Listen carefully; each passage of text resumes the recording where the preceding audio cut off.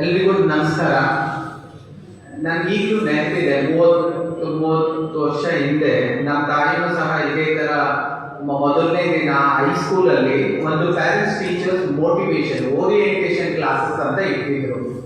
ಅವಾಗ ನಮ್ಮ ತಾಯಿನೂ ನನ್ನ ಕ್ಲಾಸಿಗೆ ಬಂದು ಇಲ್ಲೂ ಓರಿಯೆಂಟೇಷನ್ ಅಟೆಂಡ್ ಮಾಡಿ, ನಮ್ಮ ಅಕ್ಕ ಗಂಗಮ್ಮ ಸ್ಕೂಲಲ್ಲಿ ಓದಿದ್ರು, ಅಲ್ಲೂ ಸಹ ಓರಿಯೆಂಟೇಷನ್ ಕ್ಲಾಸ್ನ ಅಟೆಂಡ್ ಮಾಡಿದ್ರು.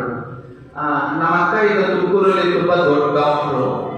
ನಾನು MTech ಮಾಡಿಕೊಂಡು ಈಗ ಡೆಕನರಾಲ್ಡ್ ಸಂಸ್ಥೆಯಲ್ಲಿ, NSTI ಸಂಸ್ಥೆಯಲ್ಲಿ, ನ್ಯಾಷನಲ್ ಸ್ಕಿಲ್ ಟ್ರೈನಿಂಗ್ ಇನ್ಸ್ಟಿಟ್ಯೂಟ್ ಅನ್ನೋ ಸಂಸ್ಥೆಯಲ್ಲಿ ಕೆಲಸ ಮಾಡ್ತಿದ್ದೀನಿ. ನಾನು ಯಾಕೆ ಇದನ್ನು ಹೇಳ್ತಿದ್ದೀನಿ ಅಂದ್ರೆ, ನಾವು ಎಲ್ಲಿ ಶುರು ಮಾಡಿದೀವಿ ಅನ್ನೋದಕ್ಕಿಂತ ನಾನು ಎಲ್ಲಿ ತಲುಪಬೇಕು ಅನ್ನೋ ಒಂದು ಗುರಿ ಜಾಸ್ತಿ ನಮಗೆ ಪ್ರಭಾವ ಬೀಳುತ್ತೆ. ಈ ಓರಿಯೆಂಟೇಷನ್ ಪ್ರೋಗ್ರಾಮ್ ಇರದೇ ಇದಕ್ಕೋಸ್ಕರ. ಇಲ್ಲಿ ವಿದ್ಯಾರ್ಥಿಗಳು ಇದ್ದೀರಾ, ನಿಮ್ ತಂದೆ ತಾಯಿಗಳು ಇದ್ದೀರಾ. ಈ ಒಂದು ಇದರಲ್ಲಿ ನಾನು ಏನ್ ಹೇಳಲಿಕ್ಕೆ ಇಷ್ಟಪಡ್ತೀನಿ ಅಂದ್ರೆ, ಯಾವುದೇ ಒಬ್ಬ ವ್ಯಕ್ತಿ ಉನ್ನತ ಸ್ಥಾನಕ್ಕೆ ಹೋಗ್ಬೇಕು ಅಂದಾಗ 3 ಜನರ ಪಾಲು ಇರುತ್ತೆ. ಅದರಲ್ಲಿ ಗುರುಗಳ ಪಾಲು ಇದ್ದೇ ಇರುತ್ತೆ, ಟೀಚರ್ಸ್ ರೆಸ್ಪಾನ್ಸಿಬಿಲಿಟಿ ಇರುತ್ತೆ, ಸ್ಟೂಡೆಂಟ್ಸ್ ರೆಸ್ಪಾನ್ಸಿಬಿಲಿಟಿನೂ ಇರುತ್ತೆ. Yes, at the same time ನಾವು ಪ್ಯಾರೆಂಟ್ಸ್ ರೆಸ್ಪಾನ್ಸಿಬಿಲಿಟಿ ಸಹ ಇರುತ್ತೆ.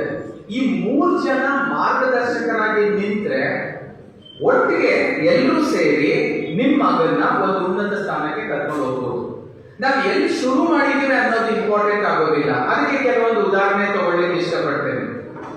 ಕಾಡಲ್ಲೇ ವಾಸವಾಗಬೇಕಿದ್ದಂತ ಒಬ್ಬ ಹುಡುಗಿ, ಕಾಡಲ್ಲೇ ಇದ್ದು ಕಾಡಲ್ಲೇ ಸಾಯ್ಬೇಕು ಅನ್ನೋ ಒಂದು ವ್ಯಕ್ತಿತ್ವದ ಆ ಹುಡುಗಿಗೆ ನಾನು ಏನೋ ದೊಡ್ಡದು ಮಾಡಬೇಕು, ನಾನು ಈ ಕಾಡಲ್ಲೇ ಇರಬಾರ್ದು ಅನ್ನೋ ಒಂದು ಹುಡುಗಿ ಇವತ್ತು ನಮ್ಮ ಪ್ರೆಸಿಡೆಂಟ್ ಆಗಿದ್ದಾರೆ, ದ ಗ್ರೇಟ್ ದ್ರೌಪದಿ ಮುರ್ಮು. ಅಂದ್ರೆ ಅವರು ಟ್ರೈಬಲ್ ಆಗಿ ಕಾಡ್ ಮನುಷ್ಯರಾಗಿ ಇದ್ದಂತ ಹುಡುಗಿ ಇವತ್ತು ನಮ್ಗೆಲ್ರಿಗೂ ಫಸ್ಟ್ ಸಿಟಿಸನ್ ಅಂತ ನಾವೇನ್ ಕರೀತೀವೋ ಪ್ರೆಸಿಡೆಂಟ್ ಆಗಿದ್ದಾರೆ. ಅಂದ್ರೆ ಅವ್ರು ಎಲ್ಲಿ ಶುರು ಮಾಡಿದ್ರು, ಅವ್ರು ಶುರು ಮಾಡಿದ್ದು ನಿಮ್ ಮಕ್ಕಳು ಈಗ ಶುರು ಮಾಡ್ತಿರೋ ಒಂದು ಅಂದಾಜು ತಗೊಂಡಾಗ ನಿಮ್ ಮಕ್ಕಳು ಆಲ್ರೆಡಿ ಬೆಟರ್ ಜಾಗದಲ್ಲಿದ್ದಾರೆ. ಇನ್ನೊಂದು ಉದಾಹರಣೆ ತಗೊಳ್ಳಿಕ್ಕೆ ಇಷ್ಟಪಡ್ತೀನಿ. ಒಬ್ಬ ಚಾಯ್ವಾಲ, ಅವ್ನು ಟೀ ಮಾಡ್ಬೇಕಿತ್ತು, ಟೀ ಮಾಡ್ಕೊಂಡೆ ದೊಡ್ಡವನಾಗ್ಬೇಕಿತ್ತು, ಟೀ ಮಾಡ್ಕೊಂಡೆ ಇನ್ನೂ ದೊಡ್ಡವನಾಗ್ಬೇಕಿತ್ತು, ಮದುವೆ ಆಗ್ಬೇಕಿತ್ತು, ಆಮೇಲೆ ಅಷ್ಟೇ ಟೀ ಮಾಡ್ಕೊಂಡೆ ಸಾಯ್ಬೇಕಿತ್ತು.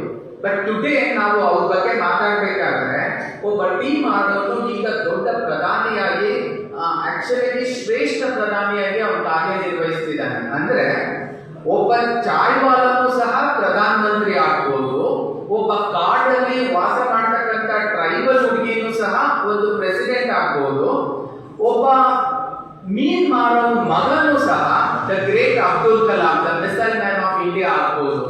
ಯಾಕೆ ಇದನ್ನ ಹೇಳ್ತಿದ್ದೀನಿ ಅಂದ್ರೆ, ಈ 3 ಎಕ್ಸಾಂಪಲ್ ನಾವು ತಗೊಂಡಾಗ ಅವ್ರಿಗೆ ಆದಂತ ಬದಲಾವಣೆಯ ಸಮಯನೇ ಫಸ್ಟ್ PUC ಮತ್ತೆ ಸೆಕೆಂಡ್ PUC. ಈಗ ಸರ್ ಹೇಳ್ತಾ ಅಡೋಲೆಸೆಂಟ್ ಏಜ್ ಅಂತ ಕರೆದ್ರು. ಏನು ಅಡೋಲೆಸೆಂಟ್ ಏಜ್ ಅಂದ್ರೆ, ಅವಾಗ the body experiences very high energy. ಅಂದ್ರೆ ನಮ್ಗೆ ಗೊತ್ತಿದ್ದೇನೋ ನಮ್ಮ ಬಾಡಿಯಲ್ಲಿ ತುಂಬಾ ಹೈ ಎನರ್ಜಿ ಇರುತ್ತೆ.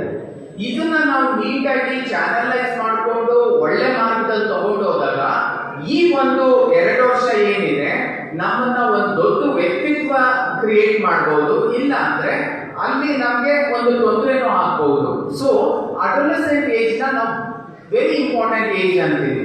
ಅದಕ್ಕೆ ಇನ್ನೂ ಒಂದು ಉದಾಹರಣೆ ಕೊಡೋದಾದ್ರೆ, ನಾವು 24 ಗಂಟೆ ಇದ್ದೀವಿ, ಎಲ್ರಿಗೂ ಗೊತ್ತಿದೆ. ರಾತ್ರಿ 12 ಗಂಟೆ ಇರುತ್ತೆ, ದಿನ 12 ಗಂಟೆ ಇರುತ್ತೆ. ನಮ್ಮ ಲೈಫು ಸಹ ಹಂಗೇನೆ.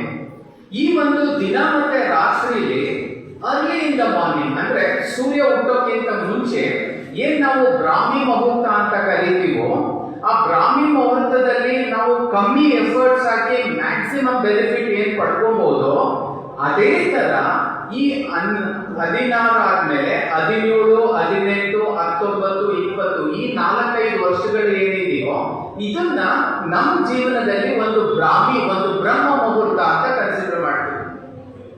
ಈ ಒಂದು ಸಮಯದಲ್ಲಿ ನಾವು ಜಾಸ್ತಿ ಕೆಲಸ ಮಾಡಿ ಅದನ್ನ ಕಾರ್ಯರೂಪಕ್ಕೆ ತಂದ್ರೆ ನಾವು ಒಂದು ದೊಡ್ಡ ವ್ಯಕ್ತಿತ್ವನ ಬೆಳೆಸ್ಕೊಳ್ಳೋಕೆ ಅನುಕೂಲ ಆಗುತ್ತೆ.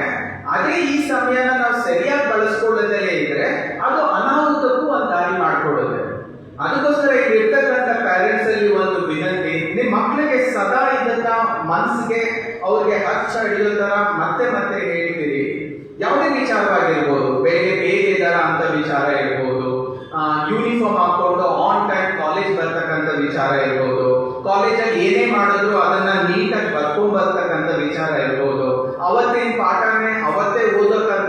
ವಿಚಾರಗಳಿರ್ಬೋದು.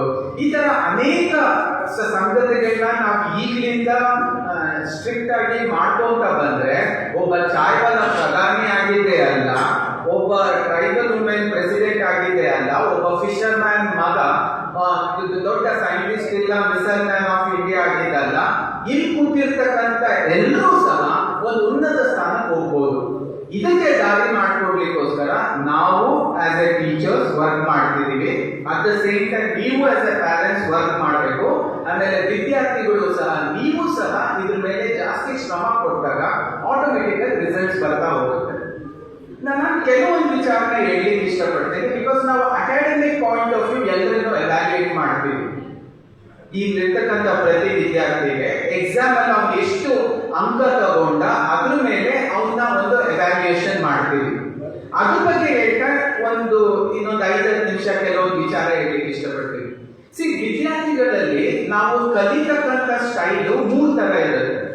ಕೆಲವು ವಿದ್ಯಾರ್ಥಿಗಳನ್ನ ನಾವು ವಿಷುವಲ್ ವಿದ್ಯಾರ್ಥಿಗಳು ಅಂತ ಕರೀತಾರೆ. ಏನು ವಿಷುವಲ್ ವಿದ್ಯಾರ್ಥಿಗಳು ಅಂದ್ರೆ ಅವರು ಕ್ಲಾಸಲ್ಲಿ ಕೂತ್ಕೊಂಡು ಟೀಚರ್ ಹೇಳ್ತಕ್ಕಂಥ ಪಾಠನ ನೋಡಿ ಹಂಗೆ ಅರ್ಥ ಮಾಡ್ಕೊಂಡು ನೆನಪಲ್ಲಿ ಇಟ್ಕೊಂಡು ಅದನ್ನ ಬರೀತಕ್ಕಂಥ ಒಂದು ಪ್ರವೃತ್ತಿ ಇರುತ್ತೆ. ಅವ್ರನ್ನ ವಿಷುವಲ್ ಸ್ಟೂಡೆಂಟ್ಸ್ ಅಂತ ಕರಿತೀವಿ.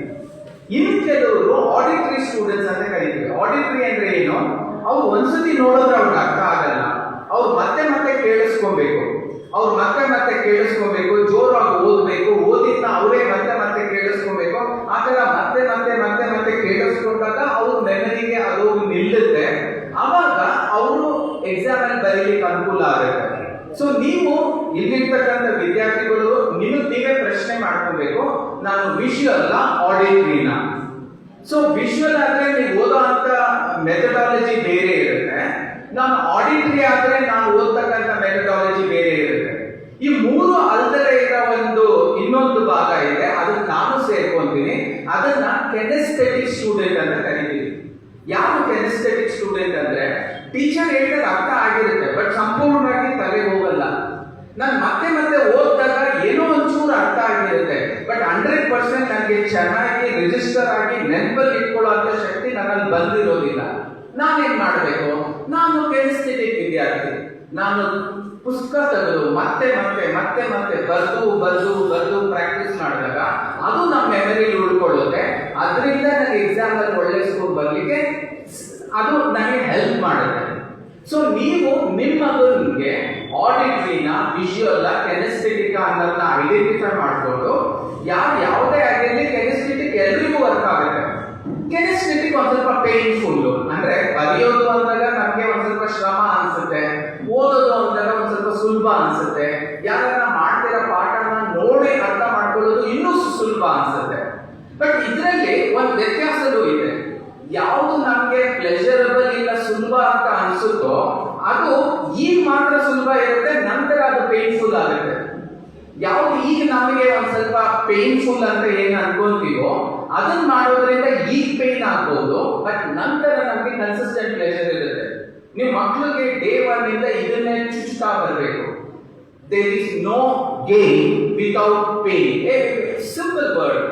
ನಾನು ಏನಾದ್ರೂ ಪಡ್ಕೋಬೇಕು ಅಂದ್ರೆ ನಾನು ಶ್ರಮ ಹಾಕ್ಲೇಬೇಕು, ನನಗೆ ಒಂದ್ ಸ್ವಲ್ಪ ಸಂಕಟ ಆಗ್ಲೇಬೇಕು.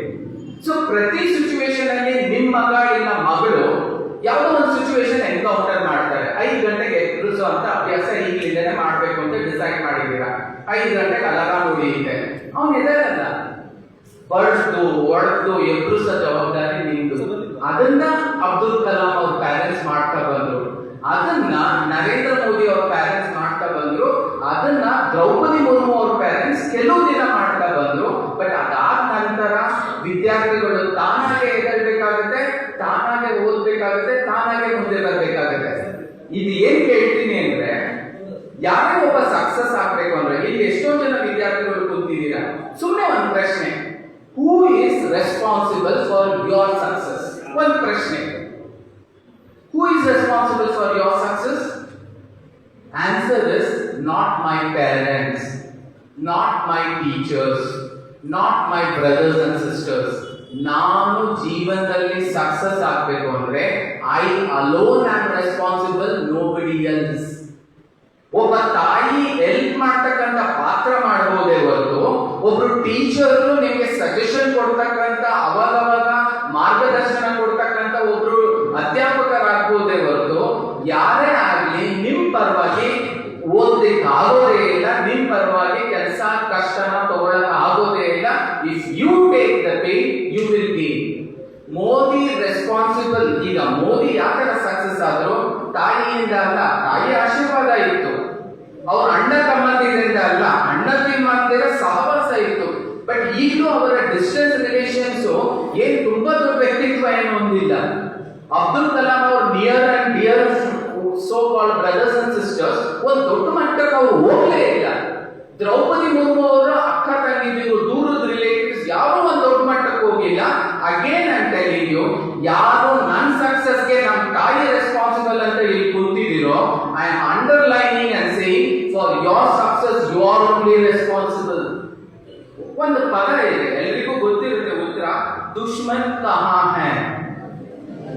ದುಶ್ಮನ್ ಬಗಲ್ ಮೇ नहीं है, ದುಶ್ಮನ್ अंदर है. ನೀವು 4 ಗಂಟೆಗೆ ಎದ್ದೇಳಕ್ಕೆ ದುಶ್ಮನ್ ಪಕ್ಕದಲ್ಲಿದ್ದಾನ? ಇಲ್ಲ, ದುಶ್ಮನ್ ಅಂದರೆ you did not get up.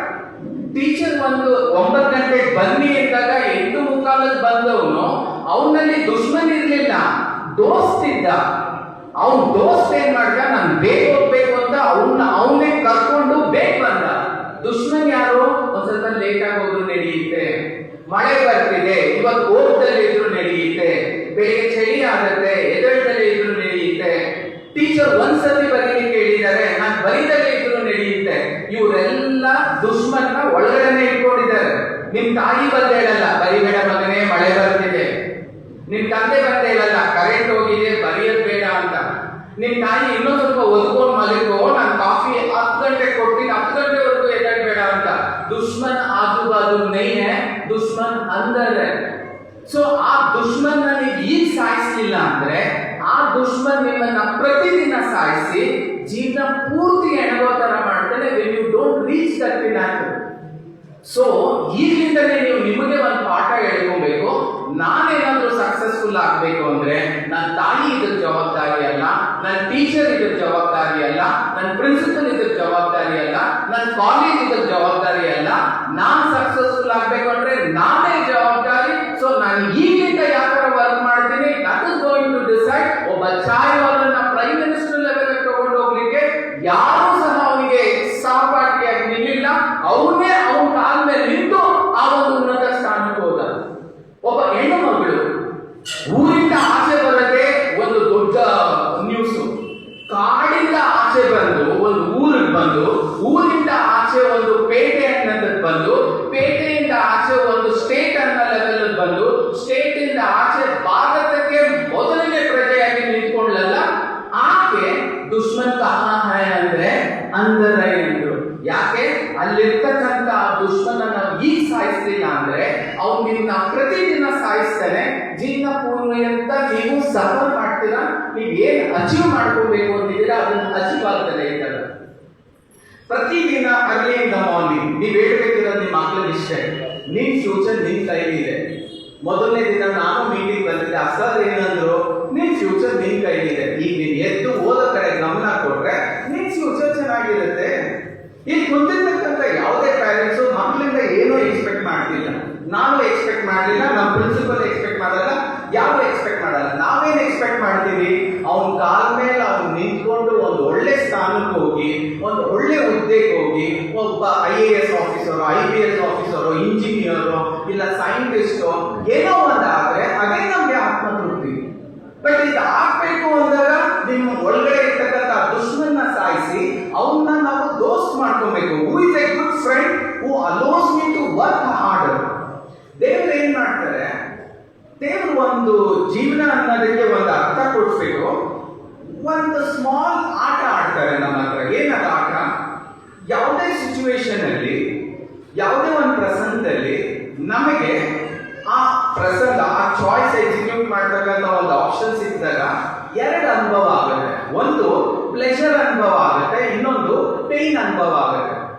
Pleasure ಅನುಭವ ಅಂದಾಗ ನನಗೆ ಅದು ಮಾಡೋದ್ರಿಂದ ತುಂಬಾ ಸಂತೋಷ ಆಗುತ್ತೆ, ಮತ್ತೆ ಮತ್ತೆ ಮಾಡಬೇಕು ಅನ್ಸುತ್ತೆ. ಅದನ್ನ ಪ್ಲೆಷರ್ ಅನುಭವ ಅಂತ ಕರೆಯೋಣ. ನನಗೆ ಅದು ಮಾಡೋದ್ರಿಂದ ಒಂದ್ ಸ್ವಲ್ಪ ಕಷ್ಟ ಆಗುತ್ತೆ, ಅದನ್ನ ಪೇನ್ಫುಲ್ ಅನುಭವ ಅಂತ ಕರೆಯೋದು. ಸೊ ಇದರಲ್ಲಿ ದೇವರು ಏನ್ ಮಾಡ್ತಾರೆ, ಯಾವುದು ಇನಿಷಿಯಲಿ ಪ್ಲೆಷರ್ ಕೊಡುತ್ತೋ ಅದು ಪರ್ಮನೆಂಟ್ ಆಗಿ ಲೇಟರ್ ಆನ್ ಪೇನ್ ಕೊಡುತ್ತೆ. ಯಾವ್ದು ಇನಿಷಿಯಲಿ ಪೇನ್ ಕೊಡುತ್ತೋ ಅದು ಪರ್ಮನೆಂಟ್ ಆಗಿ ಪ್ಲೆಷರ್ ಕೊಡುತ್ತೆ. ಈ ಒಂದನ್ನು ನಾವು ಅರ್ಥ ಮಾಡ್ಕೊಂಡ್ಬಿಟ್ರೆ ನಮ್ಮ ಜೀವನ ಆಟೋಮೆಟಿಕ್ ಆಗಿ ಸೂಪರ್ ಆಗುತ್ತೆ. ಬೆಳಿಗ್ಗೆ ಬೇಗ ಎದ್ದೇಳೋದು ನನಗೊಂದು ಸ್ವಲ್ಪ ಕಷ್ಟ ಇರೋದು. ಈಗ ನೀನು ಕನ್ಸಿಸ್ಟೆಂಟ್ ಆಗಿ ಮಾಡ್ತಾ ಹೋದ್ರೆ ನಿನ್ ರಿಸಲ್ಟ್ ಬಂದ್ಮೇಲೆ ಜೀವನ ಪರ್ಯಂತ ಸುಖದಲ್ಲಿ ಅನುಭವಿಸ್ತೀಯಾ. ಟೀಚರ್ ಒಂದ್ಸತಿ ಬರೀಲಿಕ್ಕೆ ಹೇಳಿದಾಗ ನಾನು 3 ಸತಿ ಬರೀತೀನಿ. ಯಾಕೆ? ನನಗೆ ಕಷ್ಟ ಆಗೋದು ಬೇಡ, ಜಾಸ್ತಿ ಕಷ್ಟ ಆಗಲಿ. ಯಾಕೆ ಜಾಸ್ತಿ ಕಷ್ಟ ಆಗಲಿ? ಒಂದ್ಸತಿ ಬರೆಯಕ್ಕೆ ಹೇಳಿ ಟೀಚರ್ ಹೇಳಿದ್ರು, ಒಂದ್ಸತಿ ಬರೆಯೋದ್ರಿಂದ ಚೆನ್ನಾಗಿ ಅರ್ಥ ಮಾಡ್ಕೊಳ್ತೀನಿ, ಚೆನ್ನಾಗಿ ಅರ್ಥ ಮಾಡ್ಕೊಂಡಿದ್ದು ಮೆಮರಿ ಉಳಿಯುತ್ತೆ, ಪರೀಕ್ಷೆಯಲ್ಲಿ ಮೆಮರಿಯಿಂದ ನಾನು ಕಲೆಕ್ಟ್ ಮಾಡ್ಕೊಂಡು ಬರೀಲಿಕ್ಕೆ ಸುಲಭ ಆಗುತ್ತೆ. ಟೀಚರ್ ಒಂದ್ಸತಿ ಬರೀಲಿಕ್ಕೆ ಹೇಳಿದ್ರೆ ನಾನು 3 ಸತಿ ಬರೀತೀನಿ. ಯಾಕೆ? You want to grow up in life. ದುಶ್ಮನ್ ಬಗಲ್ ಮೇಲೆಯೇ ಅಂದರೆ ಆ ಒಂದು ದೋಸ್ತ್ ನಿಮ್ಗೆ ಹೇಳಬೇಕು, ಟೀಚರ್ ಒಂದ್ಸತಿ ಬರೀಲಿಕ್ಕೆ ಹೇಳಿದಾರ 3 ಸತಿ ಬರೀ. ಏನಕ್ಕೆ ಬರೀಲಿಕ್ಕೆ ಹೇಳಿರೋದು? ನಿಮಗೆ ಅರ್ಥ ಆಗ್ಲಿ, ನಿಮಗೆ ಎಕ್ಸಾಮ್ ಅಲ್ಲಿ ಅದು ನೆನಪಾಗ್ಲಿ ಅಂತ. ಸೊ ಆ ತರ ಪ್ರತಿ ಒಂದು ಚಾಯ್ಸ್ ಅಲ್ಲೂ ಕಮ್ಮಿ ಪೇನ್ ಅನ್ನೋದಕ್ಕಿಂತ ಜಾಸ್ತಿ ಪೇನ್ ನೀವು ವಾಲಂಟಿಯರ್ ಆಗಿ ತಗೊಳ್ತಾ ಬಂದ್ರೆ ಒಂದಿನ you will reach that pinnacle. ಇಲ್ಲ ನನಗೆ ಬೆಳಿಗ್ಗೆ ಎದ್ದೇಳಕ್ಕಾಗಲ್ಲ, ಕಷ್ಟ ಆಗುತ್ತೆ, ನನಗೆ ಸುಖ ಬೇಕು, ಅಡ್ಡ ಉದ್ದುದ್ದ ಮಲಗಿದ್ರೆ ಎಕ್ಸಾಮ್ ರಿಸಲ್ಟ್ ಬಂದಾಗ you will actually experience a pain which is very very very painful. ಇನ್ನೂ ಒಂದಿದೆ, ಯಾವುದು ಇನಿಷಿಯಲಿ ಕಷ್ಟ ಅನಿಸುತ್ತೋ ಅದು ಫ್ಯೂಚರ್ ಅಲ್ಲಿ ಕಷ್ಟ ಅನಿಸೋದಿಲ್ಲ. ಅದೇ ತರ ಯಾವ್ದು ಇನಿಷಿಯಲಿ ಪ್ಲೆಷರಬಲ್ ಅನ್ಸುತ್ತೋ ಅದು ಫ್ಯೂಚರ್ ಅಲ್ಲೂ ಪ್ಲೆಷರಬಲ್ ಅನ್ಸೋಲ್ಲ. ನಮ್ಮ ಕಾಲೇಜ್ ಹುಡುಗರು ಆ ತರ ಮಾಡೋದಿಲ್ಲ. ಬಟ್ ಆದ್ರೂ ಒಂದು ಉದಾಹರಣೆಗೆ ಹೇಳ್ತೀನಿ, ನೀವು ನಿಮ್ಮ ಮಕ್ಕಳ ಮೇಲೆ ನಂಬಿಕೆ ಇರಲಿ, ಅಷ್ಟು ಬ್ಲೈಂಡ್ ನಂಬಿಕೆ ಅಂತೂ ಇರೋದು ಬೇಡ. ಸೂಕ್ಷ್ಮವಾಗಿ ಗಮನಿಸ್ಕೊಂತಕ್ಕಂಥ ಏಜ್ ಇದು ಅಡೋಲಸೆಂಟ್ ಏಜ್. ಯಾವುದೇ ಒಂದು ವ್ಯಕ್ತಿತ್ವ ಆಗಿರ್ಲಿ, ಅವನು ಏನಾದ್ರೂ ಸ್ಮೋಕಿಂಗ್ ಶುರು ಮಾಡಿದಾನ, ಇಲ್ಲ ಒಳ್ಳೆ ಹುಡುಗನೇ, ಬಟ್ ನಿಮ್ ಚಾಣಾಕ್ಷತನ ನಿಮ್ಮಲ್ಲಿ ಇರ್ಲಿ. ಅವ್ನು ಕಾಲೇಜ್ ಹೋಗ್ತಿದ್ದಾನ ಇಲ್ವಾ, ನಿಮ್ ಚಾಣಾಕ್ಷತನ ನಿಮ್ಮಲ್ಲಿ ಇರ್ಲಿ. ಅವ್ನು ರೆಗ್ಯುಲರ್ ಆಗಿ ಕ್ಲಾಸ್ ಅಟೆಂಡ್ ಮಾಡ್ತಿದ್ದಾನ ಇಲ್ವಾ, ನಿಮ್ ಜಾಣತನ ನಿಮ್ಮಲ್ಲಿ ಇರ್ಲಿ. ಯಾವುದೇ ಮಕ್ಕಳನ್ನ ಬ್ಲೈಂಡ್ ಆಗಿ ದಯವಿಟ್ಟು ಟ್ರಸ್ಟ್ ಮಾಡಬೇಡಿ, ಬಟ್ ನಂಬಿಕೆ ಇರಲಿ. ಬ್ಲೈಂಡ್ ನಂಬಿಕೆ ಬೇಡ. ಇದು ವೆರಿ ವೆರಿ ಇಂಪಾರ್ಟೆಂಟ್.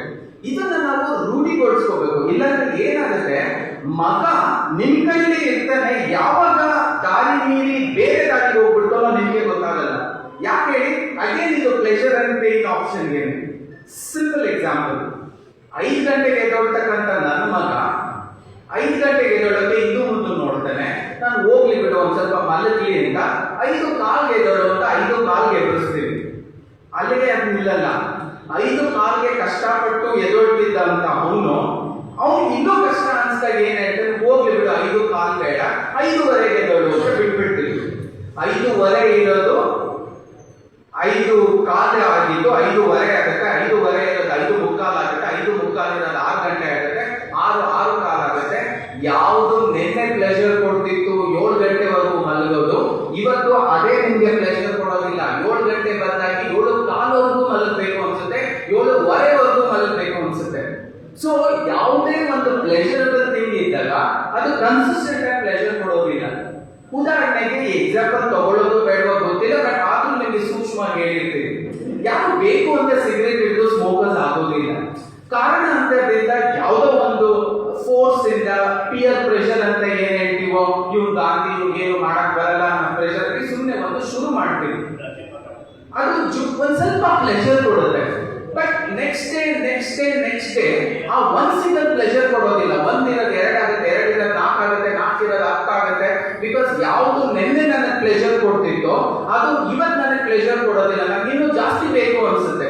ಅದನ್ನ ನೀವು ಉಲ್ಟಾ ತಗೊಂಡಾಗ ನಾನು ಇವತ್ತು 1 ಅವರ್ ಬರ್ದಿದ್ದು ನನಗೆ ಒಂದ್ ಸ್ವಲ್ಪ ಕಷ್ಟ ಅನ್ಸಿರ್ಬಹುದು, ಬಟ್ ಅದೇ ನಾಳೆ 1 ಅವರ್ ಬರ್ದು ಅದಕ್ಕೂ ನಾಳೆ 1 ಅವರ್ ಬರ್ದಾಗ ನೆಕ್ಸ್ಟ್ ಡೇ ನನ್ಗೆ ಏನ್ ಅನ್ಸುತ್ತೆ, 1 ಅವರ್ ಬರೆಯೋದು ನನಗೆ ಕಷ್ಟ ಅನ್ಸ್ತಿಲ್ಲ, ನಾನೀಗ 1.25 ಗಂಟೆ 1.25 ಗಂಟೆ ಬರೀತೀನಿ. ಈಗ ಆ 1.25 ಗಂಟೆ ಕನ್ಸಿಸ್ಟೆಂಟ್ ಆಗಿ ನಾನು ಬರ್ದಾಗ ನನ್ನ ಮನಸ್ಸಿಗೆ ಏನ್ ಅನ್ಸುತ್ತೆ, 1.5 ನನಗೆ ಕಷ್ಟ ಅನ್ಸ್ತಿಲ್ಲ, ನಾನು ಪ್ರತಿದಿನ 2 ಗಂಟೆ ಕಾಲ ಬರೀತೀನಿ, 2 ಗಂಟೆ ಕಾಲ ಬರೀತೀನಿ ಅಂದ್ಬಿಟ್ಟು ಇದನ್ನ ಪ್ರೋಗ್ರೆಸಿವ್ ಆಗಿ ಹೋಗೋದು ಅಂತ ಕರೀತೀನಿ. ಯಾವ್ದು ಇವತ್ತು ನಮಗೆ ಪೇನ್ಫುಲ್ ಇರುತ್ತೋ ನಾಳೆ ಅದು ಪೇನ್ಫುಲ್ ಆಗಿರೋದಿಲ್ಲ.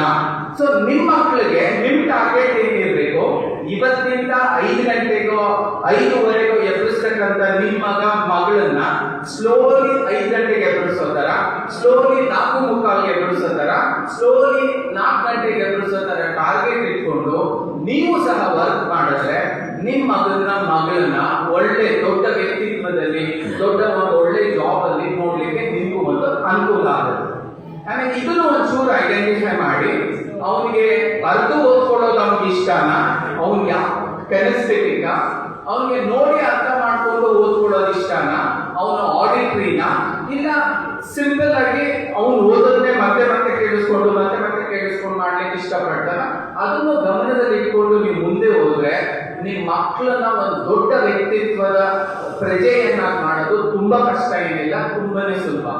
ಆಮೇಲೆ ನಿಮ್ ಸ್ಟ್ರೆಂತ್ ಮೇಲೆ ಅವ್ರನ್ನ ಡಿಪೆಂಡ್ ಆಗ್ಲಿಕ್ಕೆ ಬೇಡಿ. ಅವ್ರ ಸಕ್ಸಸ್ಗೆ ಅವರೇ ಜವಾಬ್ದಾರರು. ಅವರು ಸಹ ದೊಡ್ಡ ವ್ಯಕ್ತಿ ಆಗ್ಲಿಕ್ಕೆ ಎಲ್ಲ ಅನುಕೂಲಗಳು ಇದೆ.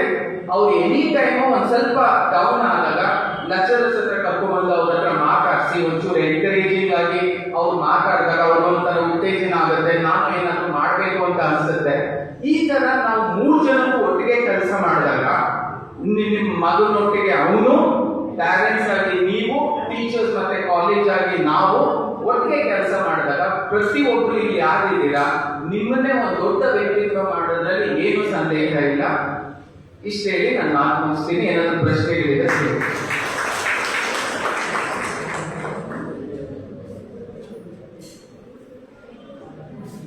ವಿದ್ಯಾರ್ಥಿಗಳ ಮುಂದಿನ ಭವಿಷ್ಯದ ಜೀವನ, ಅದರ ಸಾಧಕ ಬಾಧಕ ಬಗ್ಗೆ ಬಹಳ ಸವಿಸ್ತಾರವಾಗಿ ಮನಮುಟ್ಟುವಂತೆ ಪೋಷಕರಿಗೆ ಮತ್ತು ವಿದ್ಯಾರ್ಥಿಗಳಿಗೆ ತಿಳಿಸ್ತಕ್ಕಂಥ ಮಲ್ಲಿಕಾರ್ಜುನರಿಗೆ ಆನಂದ ಧನ್ಯವಾದಗಳು. ಇನ್ನೊಂದು ಎಕ್ಸಾಮ್ ಅಂತಾರೆ, ಓದುವ ವರ್ಷದಲ್ಲಿ ನಮ್ಮ ಒಬ್ಬ ವಿದ್ಯಾರ್ಥಿ ಇದ್ದ, ಗೌತಮ್ ಗೌಡ ಅಂತೇಳಿ. ಅವರಪ್ಪ IT ಡಿಪಾರ್ಟ್ಮೆಂಟಲ್ಲಿ HR, ಅವರಪ್ಪ ಗೌರ್ಮೆಂಟ್ ಹೈಸ್ಕೂಲ್ ಟೀಚರು. ಮಗನ್ನು ಓದಿಸ್ಬೇಕು ಅಂತೇಳಿ ಬಹಳ ಹಣ ಕೊಟ್ಟಿದ್ರು. ಆದರೆ ಸೋಮಾರಿ ಅವ್ರ ತಂದೆ ಡೈಲಿ ಕಾಲೇಜಲ್ಲಿ ಗೇಟ್ ಬಿಟ್ಬಿಟ್ಟು ಹೋದ್ರೆ ಅವರಪ್ಪ ಮರ್ಯಾದೆ ವಾಪಸ್ ಮನೆಗೂ ಬರೆಕೊಡೋರು. ನಾವೇನು ಮಾಡಿದ್ವಿ, ನಮ್ಮ ಪ್ರಿನ್ಸಿಪಲ್, ನಾವು, ನಮ್ಮ ಫಿಸಿಕಲ್ ಡೈರೆಕ್ಟರು ಮುನಿಗೌಡರು ಅವರನ್ನ ಕಾದು ಎಳ್ಕೊಂಡು ಕ್ಲಾಸಲ್ಲಿ ಕೂಡಿಸ್ತಾ ಇದ್ವಿ. ಕೊನೆಗೆ ಫಸ್ಟ್ ಕ್ಲಾಸಲ್ಲಿ ಪಾಸ್ ಆಗಿ ಹೋದ. ಬಹಳ ಖುಷಿ ಆಯಿತು ಅವ್ರ ತಂದೆ ತಾಯಿ. ಹಂಗಂದ್ರೆ ಎಲ್ಲರನ್ನೂ ಆ ಥರ ಮಾಡಲಿಕ್ಕಾಗಲ್ಲ. ನನ್ನ ಜೀವನ ನನ್ನದು. ಮುಂದಿನ ಜೀವನಕ್ಕೆ ಎಲ್ಲೂವರೆಗೂ ತಂದೆ ತಾಯಿಗಳು ಯಾರನ್ನೂ ನೋಡ್ಕೊಳ್ಲಿಕ್ಕಾಗಲ್ಲ, ಅದಕ್ಕೊಂದು ಹಂತ ಇರುತ್ತೆ. ಅತಿ ಹೆಚ್ಚಿನದಾಗಿ ತಂದೆ ತಾಯಿಗಳ ಮೇಲೆ ನಾವು ಡಿಪೆಂಡ್ ಆಗಬಾರ್ದು. ದೇವರು ನಮಗೆಲ್ಲ ಕೊಟ್ಟಿದ್ದಾನೆ, ಹೌದಲ್ವಾ? ಅದನ್ನು ನಾವು ಉಪಯೋಗಿಸೋ ಟೈಮ್ ಉಪಯೋಗಿಸ್ಕೊಂಡ್ರೆ ಮುಂದೆ ಜೀವನದಲ್ಲಿ ಏನು ಬೇಕಾದ್ರೂ ಮಾಡೋದು. ನಮ್ಮ ಬೆಸ್ಟ್ ಎಕ್ಸಾಂಪಲ್ ಅಂತಂದರೆ ಬೆಳಗಾವಿಯ ಸವದತ್ತಿ ಹತ್ರ ಒಬ್ಬ ಹುಡುಗ IAS ಎಕ್ಸಾಮ್